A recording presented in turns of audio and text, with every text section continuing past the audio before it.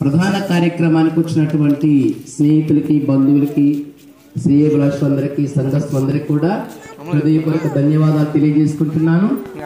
కాబట్టి దేవుని సేవకు ఇచ్చినటువంటి ఈ విలువైనటువంటి వర్తమానాన్ని తన హృదయంలో భద్రపరుచుకొని మరి ఆ విధంగా జీవించాలని ఒక పెదనాన్నగా నేను మా హెచ్ఎస్ని కోరుకుంటున్నాను.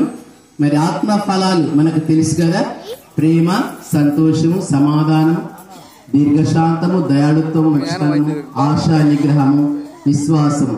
ఇలాగ ఆత్మఫలం ఫలించే బిడ్డగా అనేక మందికి ఆశ్చర్యకరంగా తన యొక్క అత్తగారింటికి వెళ్ళిన తర్వాత కూడా అక్కడ కూడా కుటుంబానికి మేలుకరంగా తన భర్తకి విధేయులుగా ఉండి మరి వాళ్ళని కూడా దేవుని నడిపించే విధానంగా ఉండాలని నేను కోరుకుంటున్నాను.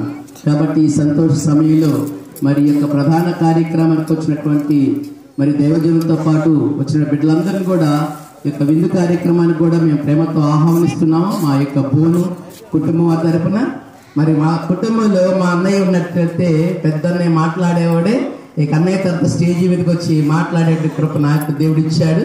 అంతేకాకుండా ఇక్కడ దైవజనులు అందరూ కూడా మరి బంధువులు, ఆ అంకుల్తో సహా అంకుల్ మరి కన్నా పాస్టర్ గారు, మరి అన్న యాకోబ్ అన్నయ్య, మా యొక్క యోన, మా డానీ, అలానే ఆయిసేకు, వీళ్ళందరూ కూడా బంధువులు. అంతే దేవుడి సేవకు చేస్తున్నారు. చాలా సంతోషం.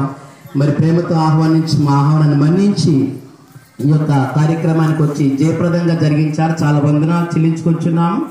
జ్ఞానం గల స్త్రీ తన ఇల్లు కట్టునన్నారు. కాబట్టి బిడ్డ కూడా మంచి జ్ఞానం కలిగి దేవుని భయంలో ఉండి తన గృహాన్ని కట్టుకునే బిడ్డగా ఉండాలని నేను ఆశిస్తూ కోరుకుంటూ వచ్చిన ప్రతి ఒక్కరికి కూడా మా యొక్క బోను కుటుంబం వారి తరపున ఈ యొక్క విందు కార్యక్రమానికి అయిపోయిన తర్వాత అందరూ కూడా చక్కగా విందు భోజనం ఆరగించి బిడ్డను దీవించి ఆశ్రయించవలసిందిగా దేవుని యొక్క ప్రేమతో ప్రతి ఒక్కరిని కోరుచున్నాం. Thank you, thank you, thank you one and all.